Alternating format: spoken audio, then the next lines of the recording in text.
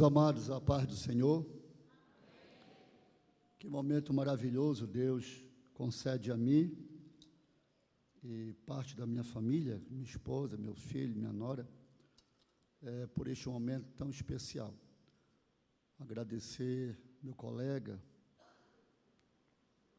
e amigo, pastor Ari, por esse convite, que é um convite muito abençoado. Na verdade, é um convite que, dos mais de 4.000 pastores do estado do Pará, todos gostariam de receber. Então, eu fui privilegiado por Deus. Nossa irmã Vanja, que Deus continue usando também suas mãos, ao lado do pastor Ari, a esse nobre ministério entre pastores e presbíteros, diáconos e demais obreiros, auxiliares, cooperadores do reino, adoradores, líderes em geral, a minha saudação e a minha gratidão também por estar revendo nossos colegas de convenção, sendo que a grande maioria são colegas e amigos também, de bastante tempo. Quero convidá-los a abrirmos a palavra de Deus no livro do profeta Miqueias. Eu vou fazer a leitura somente como base para nortear aquilo que estaremos falando. Normalmente, eu falo os assuntos em um texto só. Porém, hoje, o Espírito de Deus, ele me leva a falar sobre algumas necessidades que a igreja desse tempo tem com relação a, principalmente, a sua liderança, aqueles que querem liderar, o impacto que a igreja deve apresentar diante da sociedade. E, para tanto, nós precisamos estar com uma formação espiritual e com uma formação secular, no sentido de aprendizado. Quando eu falo formação, não é só anel, é uma compreensão daquilo que nos cerca. E quero ler Miqueias capítulo 3, versículo 8. Miqueias capítulo 3, versículo 8. Miqueias capítulo 3, versículo 8, diz assim: quanto a mim, eu estou cheio de poder do Espírito do Senhor e cheio de justiça e de força, para anunciar a Jacó a sua transgressão e a Israel o seu pecado. Amém. Podeis assentar. Glória a Deus. Só existe um meio com o qual nós podemos vencer neste mundo. E não somente vencer como igreja, no sentido do corpo, do coletivo, mas principalmente no sentido de âmbito pessoal. Quero dizer a vocês que, por mais preparado que um crente seja intelectualmente, por mais preparado na sua formação secular com relação a cursos, faculdades, porém, existe algo que supera qualquer formação acadêmica e que é o único meio que nós temos para termos condições, não somente de estar resistindo ao avanço espiritual das forças tenebrosas da maldade, mas também, além de resistir, poder avançar contra eles. E nenhuma instituição secular tem condições de nos conceder esse tipo de preparo.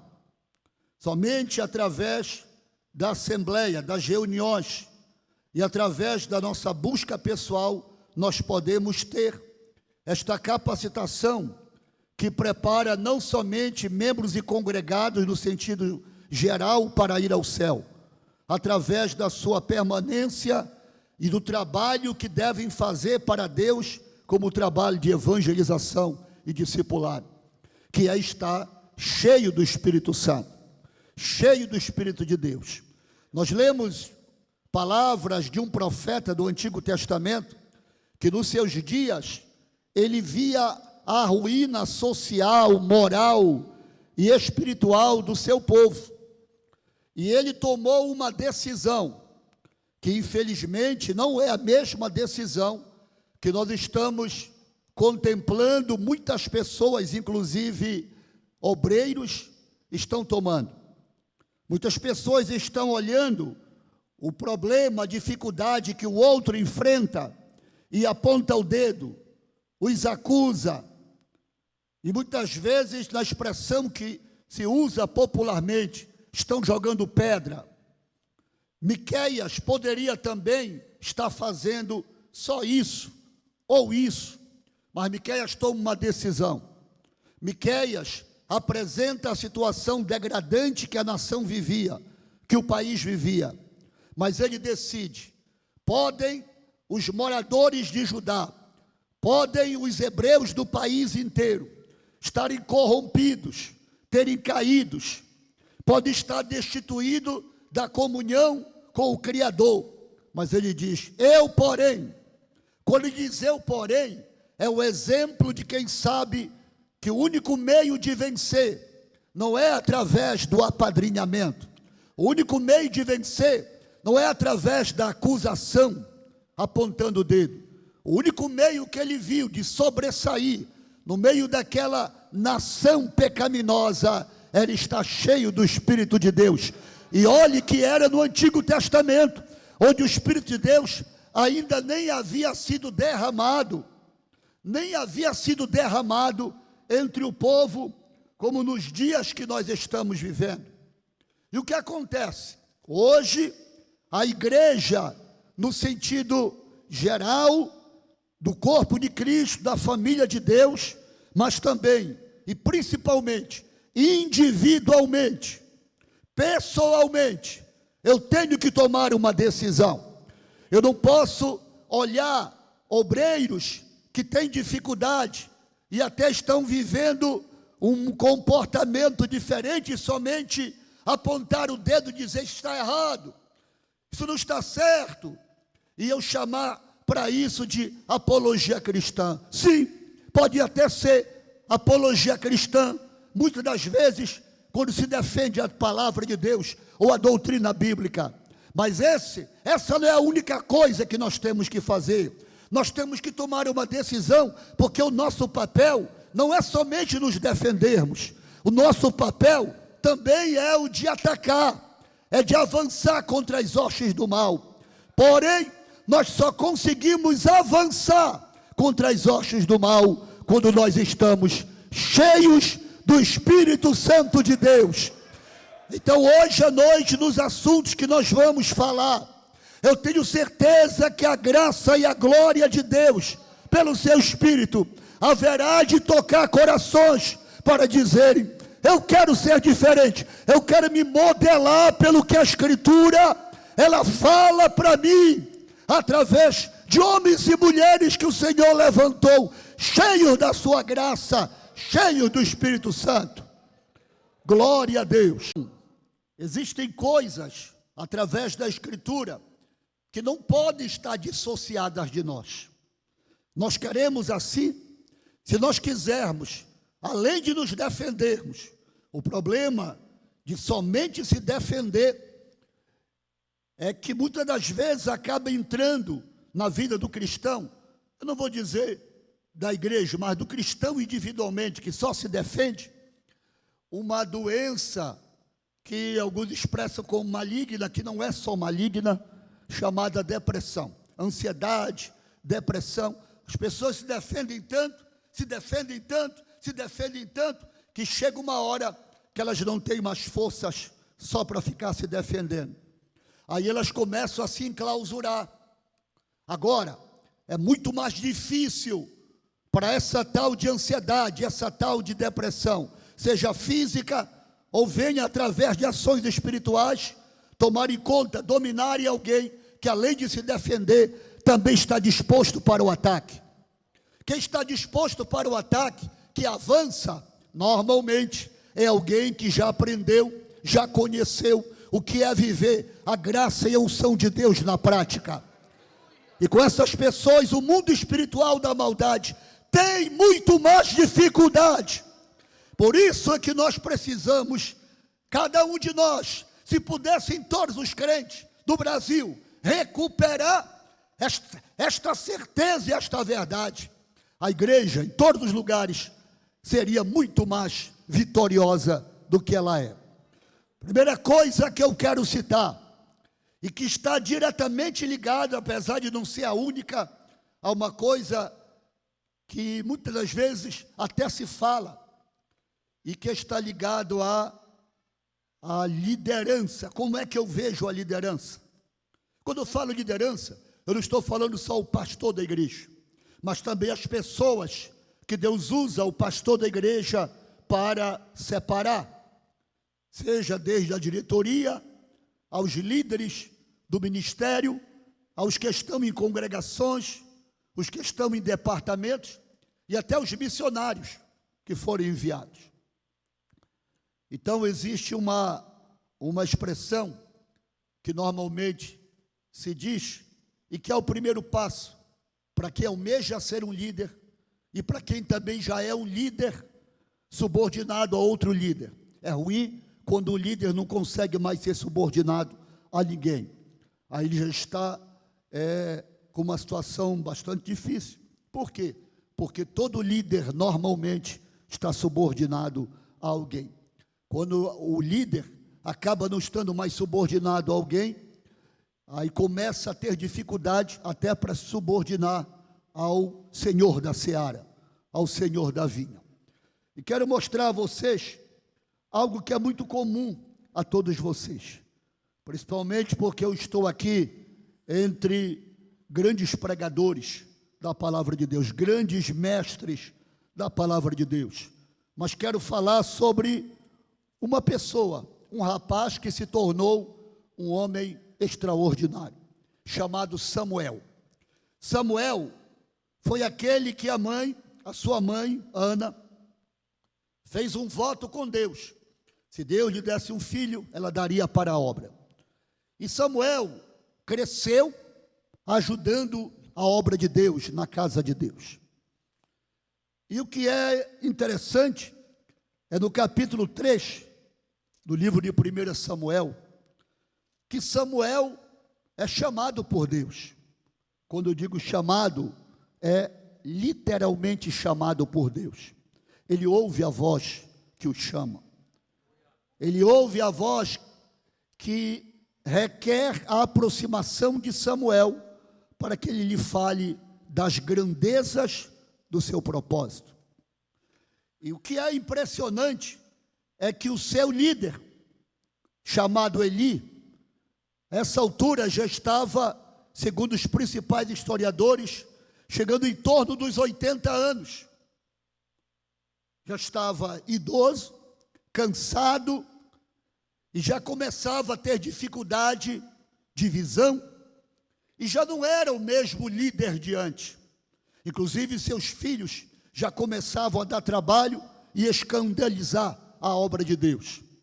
Então era um líder que havia perdido a força com os filhos e que a própria nação sabia que Eli, o sumo sacerdote, não tinha mais a mesma liderança adiante.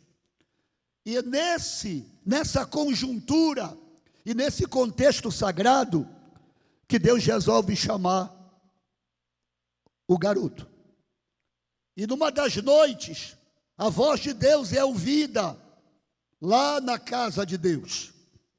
E ela brada de tal forma que Eli não ouve. A casa de Deus não era uma casa de um quarteirão.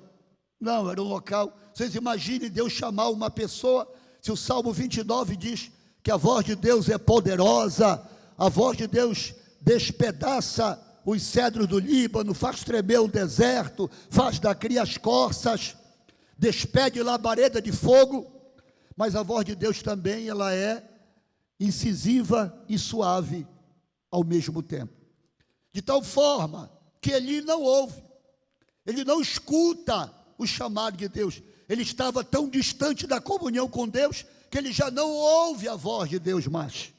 Quem ouve é o garoto, e no chamado de Deus é dito, Samuel, Samuel, e Samuel prontamente se levanta, e ele vai até Eli, e todos nós sabemos, vai a Eli, e ele diz, se apresenta, eis-me aqui porque me chamaste. Você acha mesmo que aquele garoto que foi criado com Eli, ele ia confundir a voz de Deus com a voz de Eli? Ia confundir a voz de um homem de aproximadamente 80 anos, com a voz do Todo-Poderoso, que o chama de forma especial? Não, ele não vai confundir. Você acha que um garoto vai confundir a minha voz, a voz do pastor Ari, dos demais pastores, com a voz de Deus? Não vai. Principalmente quem cresceu ouvindo aquela voz. E na maioria das vezes só aquela voz. Mas o que ele faz? Ele levanta e vai até Eli. Eis-me aqui, porque me chamaste. Não, você está enganado. E usando assim, de um gracejo, poderia ter dito, vá dormir que o teu mal é sono, como nós dizemos aqui no norte, né? Você vai deitar e vai dormir. E pela segunda vez, a voz de Deus veio. Samuel, olhe que já é algo extraordinário. Se Deus chama a primeira vez, chama ele pelo nome mais de uma vez, por que Deus é obrigado a chamar de novo, na mesma noite? Que negócio é esse? Já pensou, se você sabe que aquela voz, tem irmãos que quando sentem a presença de Deus, se arrepiam. Eu não sei se o Samuel se arrepiou, mas tem gente que se arrepia, não tem?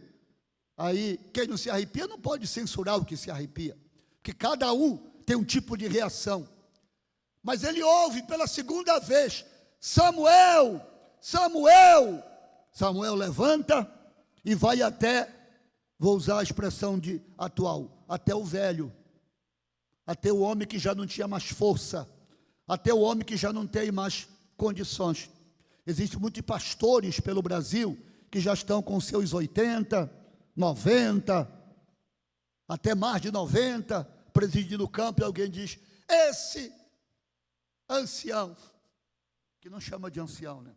Esse ancião já devia estar, era na rede, já devia estar, era lá na caminha, com a pantufa no pé. Há muitos não é multidão, mas muitos pastores, pastoreando igreja, presidindo campos, assim. E alguns até como o Eli, naquela época, com dificuldade. Ele foi e o Eli disse de novo, você se enganou, você errou, se enganou, não fui eu que te chamei. Você vai deitar e dormir. Ele volta, deita, e a voz vem de novo, terceira vez, Samuel! Aliás, antes da terceira vez, o Eli diz para ele, você vai deitar, e você vai fazer o seguinte, quando a voz te chamar de novo, olha só que tristeza, Deus não sabia disso? Sabia. Ele não consegue mais ouvir a voz de Deus, ele está sem Deus, ele não tem mais comunhão, mas ele está lá, ele é o superintendente geral do ministério lá em Jerusalém, lá em Israel todo. E aí diz, quando chamar você vai dizer, eis-me aqui. Faltou lhe dizer assim, um dia eu já fiz isso, mas você vai dizer, eis-me aqui, fala comigo, porque o teu servo ouve. Ora, só dessa vez é que ele reconhece que pode ser algo sério. E o Samuel volta, e o Eli fica lá, faço eu conjecturo o que deve ter passado na cabeça de Eli. Um garoto está ouvindo um chamado à noite, e eu aqui, sumo sacerdote, o principal sacerdote do povo de Israel, eu não tenho mais nada, eu já perdi, já não escuto a voz, eu já não tenho as visões de Deus, e a Bíblia diz, eu já não tenho a palavra de Deus, e a Bíblia no capítulo 3 de 1 Samuel chega a dizer assim, a palavra de Deus era rara. Aí ele vai, e a voz vem, Samuel, Samuel. Aí ele diz assim, eis-me aqui, fala comigo, porque o teu servo ouve. Mas o que eu quero dizer, é que Eli era um sacerdote sem força, que perdeu a autoridade, mas Deus, escutem só, eu quero dizer para todos os líderes de jovens, das áreas que estão aqui, todos os líderes de adolescentes, todos os líderes de senhoras, quero dizer a todo o ministério, que Deus tem um compromisso com quem Ele escolhe, e Ele não abre mão, quantas vezes fosse preciso, Ele chamar Samuel, Ele chamaria, porque Deus, Ele precisa, escute só, Ele precisa, que a pessoa que Ele colocou no comando da casa, pastor, o senhor agora falou um negócio esquisito, pois é, as coisas vão mudando tanto que fica esquisito, a pessoa que Deus colocou no comando da casa, Ele vai respeitar, foi Ele que colocou, e no dia que Ele precisa trocar o líder geral do círculo, é Ele que vai trocar, não somos nós que vamos trocar, é Ele que vai trocar, no dia que precisar mudar o coordenador dos presbíteros, é Ele que vai trocar, através da autoridade do pastor Ari, dos diáconos, é a mesma coisa, o líder geral de jovens, o líder geral de adolescentes, e cada líder de grupo pequeno, mesmo que alguém diga, esse líder, ele tem 5, mas não dá conta, vamos fazer um levante para trocar, isso não funciona no céu, Deus Ele não vai atropelar a liderança que Ele escolheu para ser colocada, Ele tem a hora certa, dele de trocar uma liderança,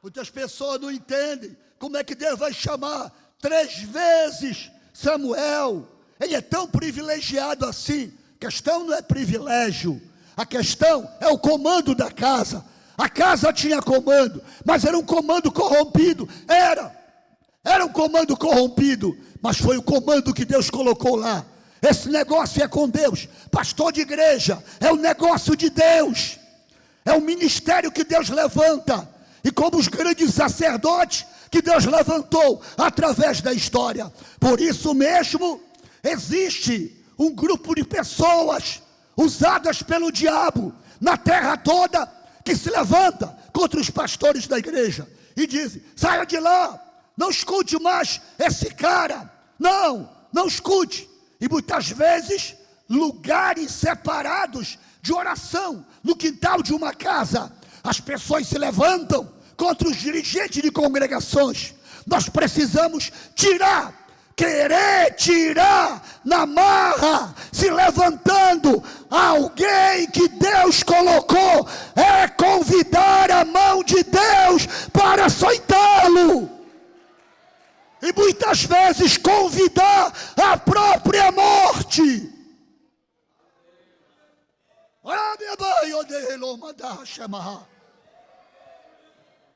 Isso é um princípio da liderança.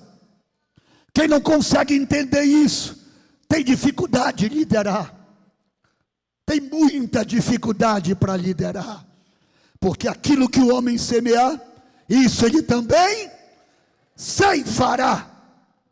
Então, eu vou dizer como um conselho, não vou dizer como imposição, e até mesmo como uma palavra doutrinária no sentido de pastor de igreja, porque vocês têm o pastor da igreja, mas eu vou dizer como um conselho: obedeça a sua liderança, respeite a sua liderança, e mesmo que Deus lhe chame você de madrugada, chame você a qualquer horário, você pode até ouvir a voz. Você lembra de Isaías? Isaías, ele ouviu a voz dos serafins. Não ouviu? Capítulo 6 de Isaías, ele ouviu a voz dos serafins. Ouviu. Não é bom ouvir a voz dos anjos? Tem gente que ouve voz de anjo de vez em quando. Bom, eu não posso dizer que não é, porque eu não estou lá na alma da pessoa. Mas tem gente que ouve a voz de anjo de vez em quando. Aí, ouvir voz de anjo é o suficiente? Não, mas ele também viu o trono. Não viu o trono? Viu o trono. Ele viu os serafins em fogo, ou de fogo, voando. E declarando, não direto para o trono, declarando uns para os outros. Assim. Eles se falavam. Isaías viu a conversa deles, uns para os outros. Era como que a conversa deles. Isaías viu a conversa deles. E a conversa deles é santidade. Quando ele diz santo, santo, santo é o Senhor dos exércitos. Era a conversa deles. Santo, dia e noite. Santo, santo, santo. Santidade, santidade. Na cabeça do sacerdote estava escrito: santidade ao Senhor. Lá no céu também é santidade. A base do trono de Deus é santidade. E ele viu e ouviu. Aí, ele sente a fumaça da adoração, do incenso que sobe. Ele sentiu e viu. Ele viu as portas do santuário celestial balançar, tremeu os umbrais da casa. Ele viu, ele ouviu, ele sentiu. Mas sabe o que ele vai fazer? Ele vai dar um grito. Ele está no melhor ambiente que alguém pode estar. Você sabia que alguém pode estar no melhor ambiente? No melhor ambiente e está infeliz? E muitas das vezes esta infelicidade parece a que Isaías vai ter.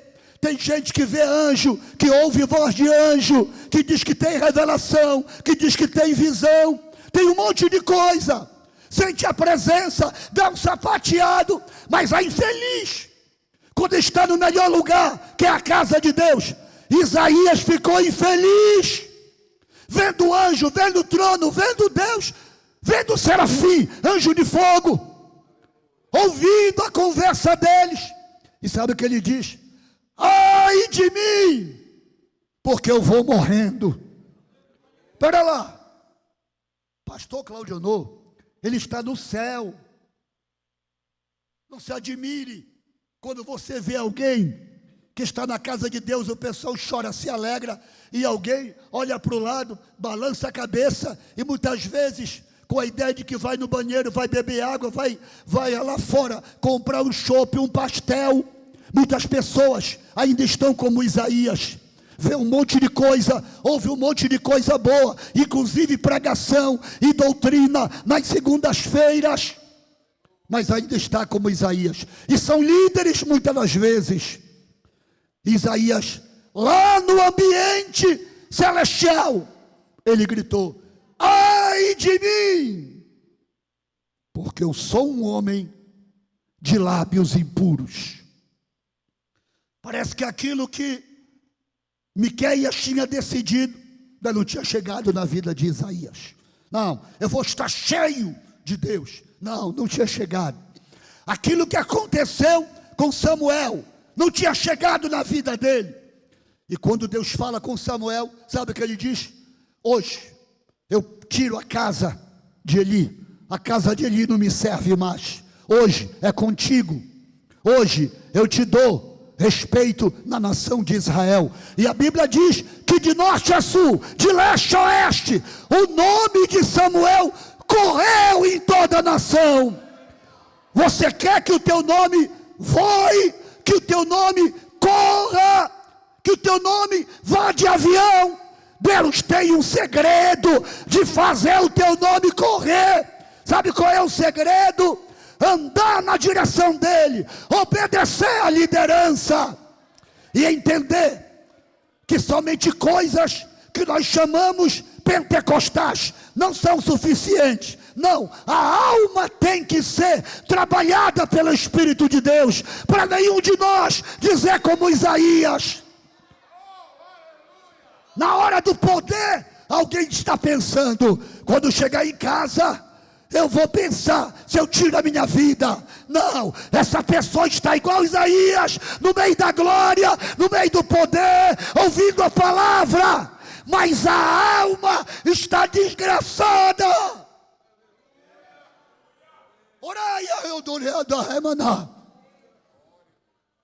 Pastor, o senhor é contra? Você é contra isso que Isaías viu? Não, claro que não. Mas ouvi voz de anjo.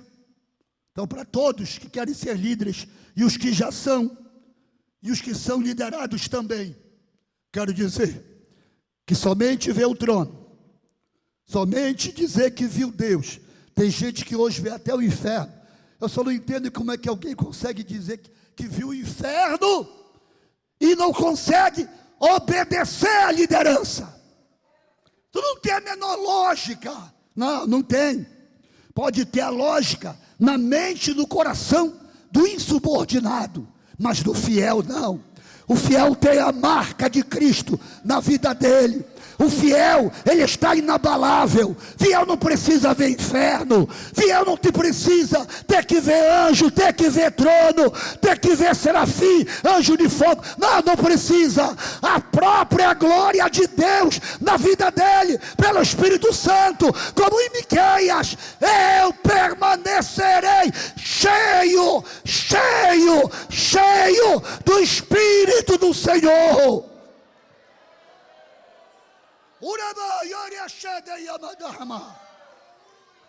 Oh, Espírito de Deus.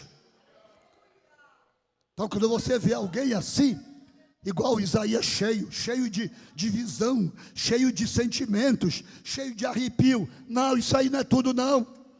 Porque teve gente que teve tudo isso no céu e disse assim: eu estou morrendo. E a pessoa, o que a pessoa está no melhor lugar do universo e dizer: eu sou um pecador desgraçado, eu estou morrendo. Aí até que teve um meio. Muitas pessoas ainda rejeitam, mas a ação de Deus no mundo espiritual, ela é extraordinária. E ele disse: eu sou de lábios impuros,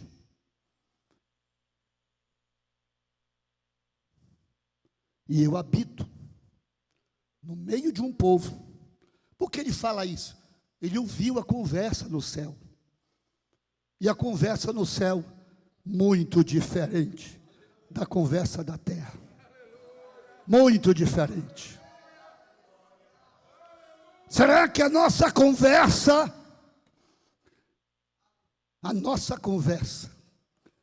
quando nós chegássemos no céu, numa revelação, numa visão, como Isaías teve, nós chegaríamos sapateando, levantando as mãos, ou nós faríamos igual Isaías?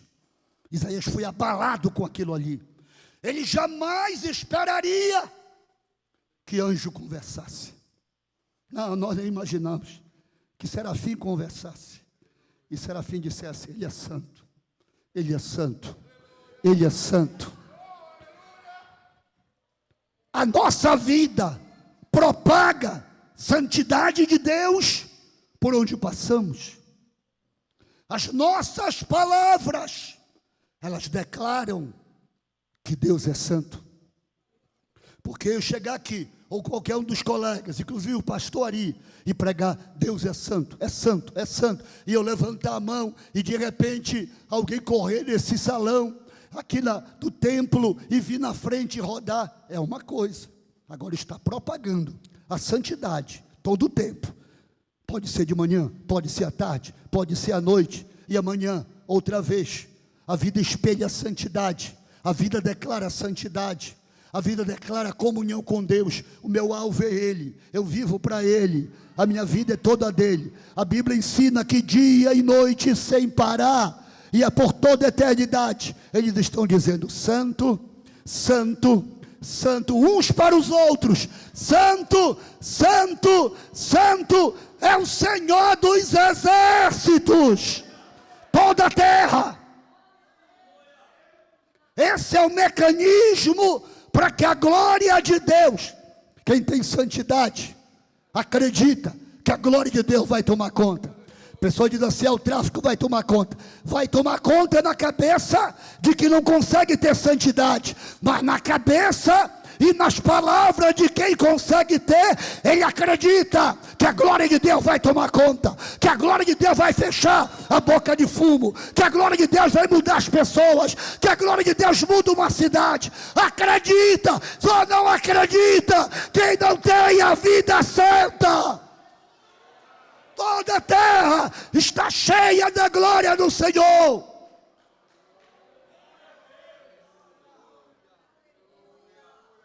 E nós, cada um de nós, membros e congregados, se nós não acreditarmos nisso, olhe, veja que o Isaías chegou lá corrompido, parece um computador que começa ali a tremer a imagem, e aí aquela voz diz: arquivo corrompido. Isaías chegou com o arquivo corrompido, dando pane. Mesmo assim, eles não estão nem aí para quem não está acreditando. Não, eles não estão nem aí para quem não está se preparando. Eles não estão nem aí para quem está agindo errado. Eles estão igual, e com eles aprendeu Miqueias: eu estou pronto a declarar que Ele é santo, e que a terra está cheia da sua glória. E o Isaías, que era sacerdote, ficou tão admirado que ele baixa a cabeça. Todos nós queremos ir para o céu, mas a gente consegue mesmo chegar lá de cabeça erguida. Se pudesse agora ter uma revelação igual a de Isaías: pastor, mas a gente não vai ter. Pois é, mas aí as pessoas dizem que tem, mas estão fazendo igual o Isaías, que resolveram se arrepender, e foi preciso um serafim pegar com a tenaz a brasa do altar, para poder vir e tocar nos seus lábios, para ele poder fazer igual os serafins, voltar para a terra e começar a declarar pela vida dele e pelas palavras dele que ele é santo, que ele é santo. É aí que vai se levantar. Não é só por causa do chamado, não. Além do chamado, tem uma decisão pessoal. Eu tenho um chamado para ser diácono, ser presbítero, ser evangelista, missionário, pastor. Eu sinto Deus me chamando para liderar, para coordenar, EBD, para ensinar a classe. Sim, ter um chamado, tem. Isaías teve, Jeremias teve, mas não é só o chamado que faz tudo, não. Nós temos que tomar uma decisão, e a decisão desses últimos dias é: quanto a mim, não, pode o outro não querer, eu vou fazer parece os serafins, pode a terra nem querer, pode o sistema ideológico não querer, mas quanto a mim eu quero, e eu quero estar cheio, para ajudar o meu pastor, para ajudar o meu dirigente, para ajudar a igreja do Senhor a marchar.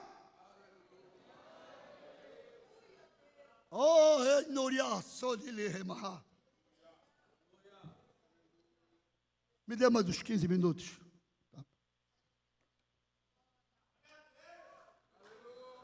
Teve um profeta chamado Abacuque, e Deus chamou Abacuque e mostrou uma coisa que é fundamental para todos nós. Ele disse assim: E Abacuque teimou com Deus, disse: eu não aceito isso, eu não concordo. Abacuque não vivia no conformismo. Esse tipo de ideologia do conformismo chegou até nas casas.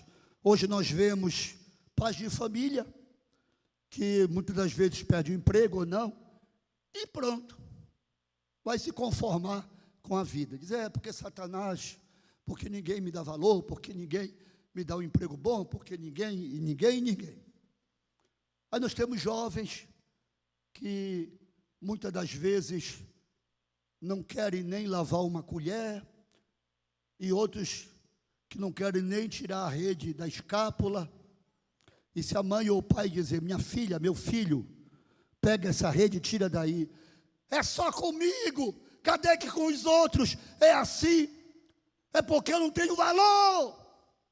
O conformismo faz da pessoa um murmurador nato, um murmurador de carteirinha. Você está dando a papa na boca, mas se de repente a colher encostar do lado, vai dizer: essa minha mãe, ela não tem consideração comigo. Na hora de colocar a papa na minha boca, ainda coloca a colher errado. O conformista é um murmurador. Ninguém presta, só ele que presta. É o quieto, que não quer nada. Não varre uma casa, não capina um quintal, nada. Você sabia que tem conformista na casa de Deus? Conformado, quer ser arrebatado, quer ser cheio do Espírito Santo. Conformado. Pode chover, pode não chover, pode ter sol, pode trocar pastor, pode trocar dirigente, pode acontecer o que for, não está nem ligando para nada. Alguém diz assim: não, esse crente que é bom, que não dá trabalho. Não, você está enganado. É esse que dá trabalho. Porque a doença é igual ao fermento. O fermento não é só doutrina errada, o fermento também é comportamento. As pessoas olham: não, fulano já está há 30 anos, e está todo o tempo desse jeito, nunca ele mudou. Não mudou porque não quis, porque o Espírito de Deus está aí para mudar. O Espírito de Deus está aí para levantar gladiadores da obra, gigantes de Deus da fé. Não vai dar certo. Se não vai dar certo, eu estou pagando para ver, eu estou apostando para ver. Está conformista, mas tem uma coisa: o Espírito de Deus, Ele nunca vai te pagar, porque Ele é o dono da obra, é Senhor da obra, e Ele veio para impulsionar a igreja. E Deus falou a Abacuque: escreve a visão. Eu vou te dar uma visão, tu vais escrever, que é para todo mundo ver, até quem passar correndo. O que é que ele quis dizer? Eu quero que todo mundo tenha a visão, entenda a visão. Pastor, tem uma visão? Tem. Evangelístico, discipulado, uma visão social. Aí a pessoa que ainda não passou pelo estágio de Abacuque diz: mas se fosse eu, mas se fosse eu, mas se fosse pastor fulano de tal, mas se fosse o meu colega que mora no estado tal, não ia fazer assim. Você tem que entender uma coisa: nós temos que ter o sentimento de Samuel. Eu respeito, pode ser até Deus que está me chamando, mas eu vou primeiro com o meu chefe, o líder da casa, aquele que Deus colocou na casa. Aí Abacuque nos dá um exemplo que nós não podemos viver como homens e mulheres de Deus sem um propósito. Qual é o teu propósito na obra? Nós temos que ter uma visão. E sabe qual é a visão número 1 que nós devemos ter para a obra de Deus avançar, ser vitoriosa? Esta visão está no homem que Deus coloca. Pastor, mas eu também tenho. Sim, Deus, você também tem, mas a sua tem que chegar até Ele, para Ele orientar e dizer: faça agora ou não faça agora, faça daqui a mais tempo, ou você não vai fazer, até que eu lhe diga. Você diz: não, esse pastor não tem visão. É o contrário. Escreve a visão, para todos entenderem, até o que passa correndo. Qual é o nosso propósito individual? dentro da visão. O pastor citou ainda há pouco o nosso tema anual. É o nosso tema? É o tema do corpo? É. Então o dedo não pode dizer, eu não estou inserido nesse tema aí. Esse tema não mexe comigo. Não precisa mexer, só precisa obedecer. Deus não está interessado em falar, abençoar, só com quem é mexido. Não, Ele está interessado em abençoar quem obedece. É quem obedece que Ele vai derramar da sua glória, para que a pessoa seja sempre pronto a fazer a sua obra. E quero me aproximar já da conclusão, dizendo o seguinte: nós vivemos em dias muito, muito difíceis. Todos os senhores e senhoras sabem disso. Conformismo, inclusive nas igrejas, conformismo. As pessoas estão conformadas que hoje já existem lugares que a ceia do Senhor, onde tem liberdade para nós nos arrumarmos, ou com o nosso terno, ou com uma roupa muito boa, para a gente estar na ceia, quando temos, mas que pessoas estão indo ministrar ceia de bermudão e de tênis. Pastor, você é contra tênis? Não. Mas se eu sou um cidadão que Deus escolheu para ser um sacerdote dele, como é que eu tenho a coragem de menosprezar a ceia de Deus indo de bermudão? Eu vou para um casamento de bermudão? Não vou. Eu não vou para casamento de bermudão.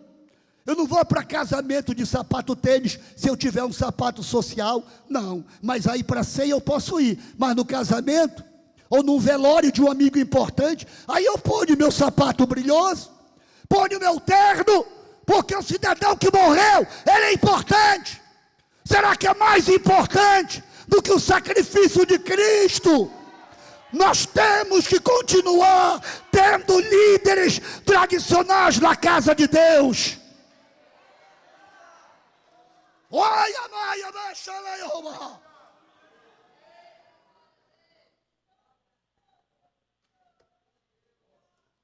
oh Deus.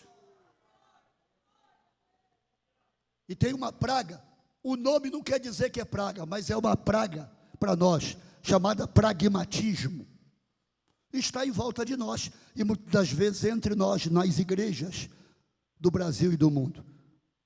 E para os professores de sociologia, os professores, somente de sociologia, de história, que ministra educação, sabe que no pragmatismo todo mundo tem razão.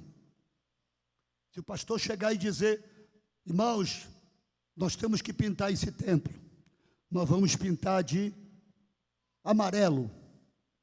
Aí alguém diz, não, nada disso. Meu voto é pintar de cor preta. É outro diz, não, preto não, pintar de azul escuro. O outro, não, é azul claro. Amarelo listrado, todo mundo vai tendo. No pragmatismo, todo mundo tem razão. Se tiver uma coisa para resolver, todos têm razão no seu pensamento. E nenhum pode ser contrariado. O pragmatismo está entrando nas igrejas. E uma das ideias do pragmatismo é tirar a autoridade pastoral, do pastor Ari, a minha e de outros pastores, para que as pessoas se levantem e digam, nós somos antigos aqui. Aqui nós somos antigos e nós temos a nossa ideia, nós temos a nossa posição, nós temos o nosso pensamento. Nós não aceitamos a minha ideia, a minha ideia, a minha ideia, a minha ideia, o meu plano. Isso é o pragmatismo.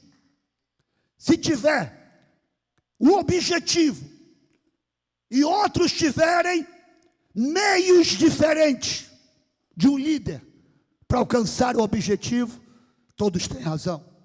Não é que tenham, mas no pragmatismo eles têm razão. Nosso alvo é Cristo. Nosso alvo é Cristo. Mas no pragmatismo, as pessoas podem escolher o seu alvo. Não, meu alvo, eu sou crente, mas o meu alvo principal não é o céu. Alguns ainda dizem, agora, e se morrer? Não é o meu alvo agora. Meu alvo agora é me formar. Pragmatismo é assim. O meu alvo agora é comprar o carro. O meu alvo agora, sempre haverá algo para contestar o alvo que foi estabelecido. O pragmatismo, igual ao relativismo, ele tira esse conceito do absoluto. Não tem o absoluto. Pastor, reuniu a Assembleia Geral, decidiu com a Assembleia Geral, alguém diz assim, eles decidiram, mas eu não estava lá. Parece que aquela pessoa é a pessoa que deveria ser ouvida para que tudo mudasse. Esse é o pragmatismo.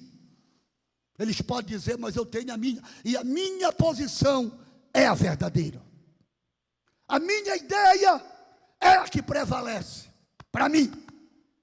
Isso é o pragmatismo. Isso é uma praga social.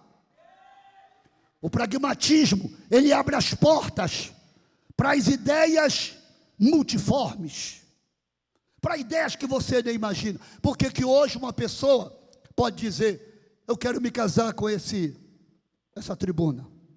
Pastor, isso é louco, como é que alguém vai casar com a tribuna?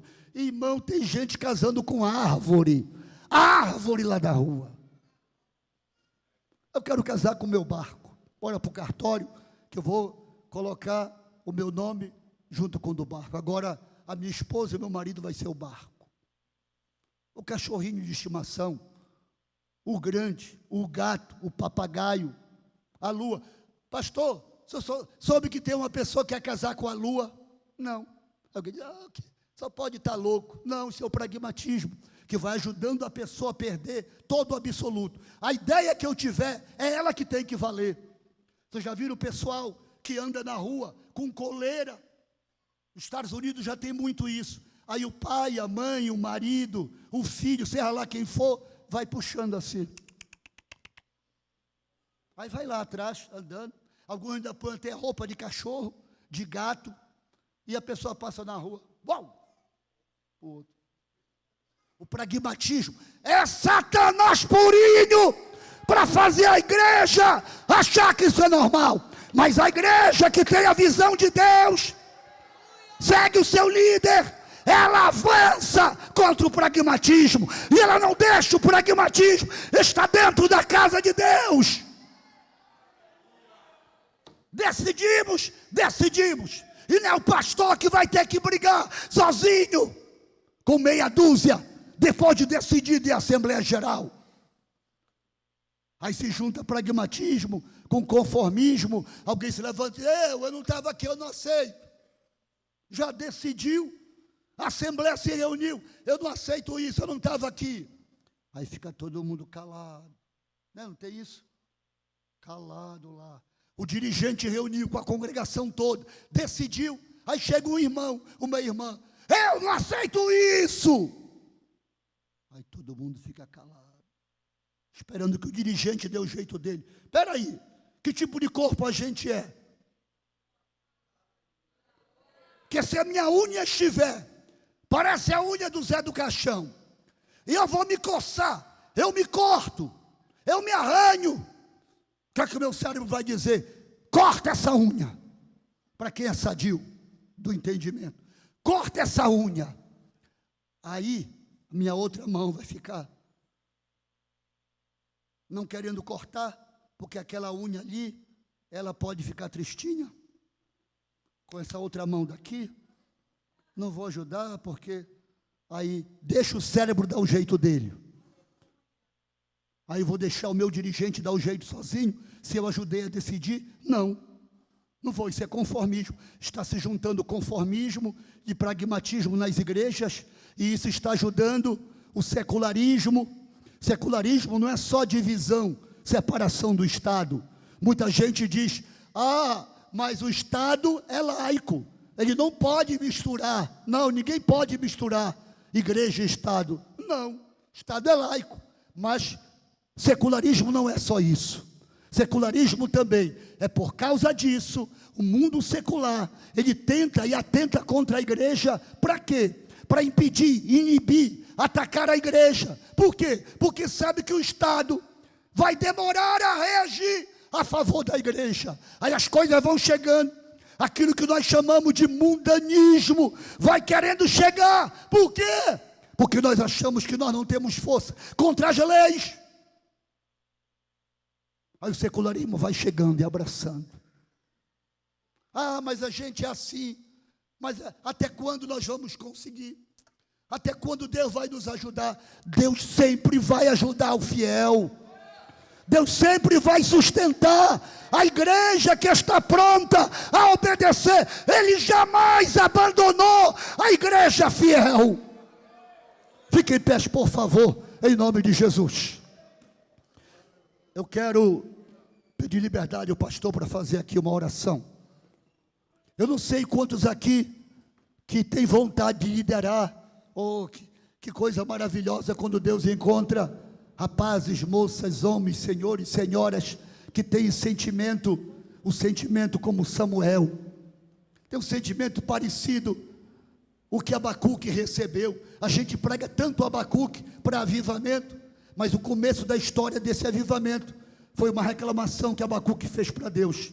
E ele disse: eu não aceito, eu quero mudança no meu país, eu não aceito a injustiça no meu país. Não, para que eu vou aceitar a maldade nos campos brasileiros? Pastor, e como é que eu vou fazer? Inventaram no céu um negócio chamado oração. Oração. Qual é o segredo da vitória individual e da igreja? Oração. E depois da oração, palavra de Deus. Esse casamento é indissolúvel. Palavra de Deus e oração é o segredo da vitória da igreja. Sempre foi e sempre vai ser.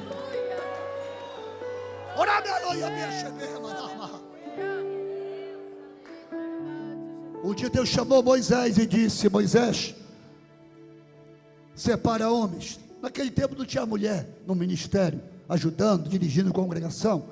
Hoje já tem, até porque tem lugares que às vezes os homens estão falando fino, assim, meio... Aí às vezes é preciso colocar a mulher. Pastor, mas eu sou contra.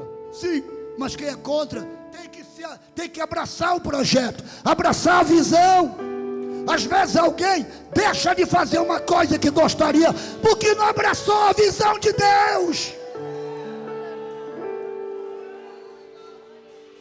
Mas cada um de nós, independente de ser homem ou mulher, ser jovem ou ser ancião, nós temos que ter certeza de uma coisa, para que o relativismo não entre na igreja de vez, onde tudo é conversado. Hoje nós chamamos de democracia. Não, mas a democracia diz que tem que falar. Digo, mas eu não aceito isso. Alguém diz assim: irmão, nós temos que ter muito cuidado com esse negócio de divórcio. Mas a convenção tal. Mas vocês já leram Marcos 10? Marcos 10, ele é contundente. Pode procurar depois. Marcos 10, ele é contundente. Jesus é contundente. E está nas traduções. Mas aí eu quero relativizar. Que não, isso aí a gente tem que pensar bem, tem que analisar bem, tem que raciocinar bem, tem que orar bem, tem que meditar bem. E tudo para nós tem que fazer bem. Agora obedecer é outra história.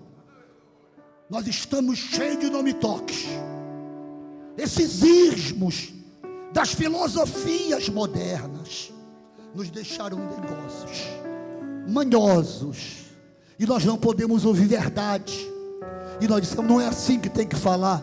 Quem sabe como é que tem que falar são homens e mulheres que Deus escolheu. Ele é Deus, Ele tem liberdade na sua casa. Quem manda na casa é Ele. Por isso, pastor, Senhor, a diretoria, Deus lhes colocou. E Deus coloca homens para que eles comandem a casa. E quando alguém olha, não é para o Senhor só que olha atravessado, nem para mim só que olha atravessado, ou para outros pastores, olha atravessado para o próprio Deus. E a Bíblia diz: cuidado para que vocês não sejam achados lutando contra Deus. Ô pastor, mas essa palavra aqui, você sabe que não era para nós. Não, mas ela vai no meio. Você se lembra que Jesus tinha quantos discípulos no ministério? Quantos discípulos ele tinha? 12. Dos 12 teve um que resolveu pegar uma merenda boa. Ele diz: é o seguinte, eu entrego para ele, mas vocês me dão uma ajudinha aí, porque eu estou desempregado. Eu fui seguir ele, fiquei desempregado, e agora eu estou lascado. Me ajudem aí, que eu entrego tudo. Eu entrego tudo. Eu derrubo mesmo. Eu abro a boca mesmo. E tem gente que às vezes sai da igreja e diz: eu vou abrir a boca. Vai para lá, Satanás. Vai perseguir outro.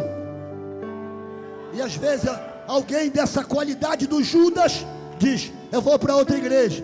E alguém vem: pastor, pelo amor de Deus. Pastor, o que é? O Judas quer mudar. O Judas já era para ter mudado. O Judas é só para fazer a cara de agrado, tapinha na costa. Beijinho, beijinho. Dá beijinho em Jesus. Mas é ele a conclusão do ministério de Cristo, quando ele entrega o Filho de Deus para ser preso e depois crucificado. Não ao Judas nas igrejas, em nenhuma igreja. A igreja não merece ter Judas. Não, não merece. A igreja merece ter homens e mulheres com o comportamento de Samuel, com o comportamento do profeta Abacuque, com o comportamento do profeta Miqueias. Eu vou continuar cheio do Espírito de Deus.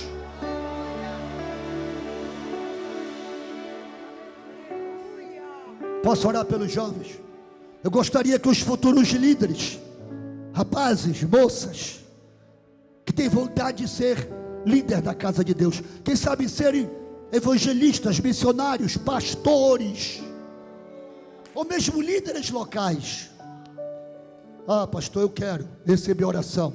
E os pastores vão estender as mãos aqui. Mais do que nunca, nós sabemos que nós só temos um meio de vencer: é através da virtude de Deus, da virtude do alto.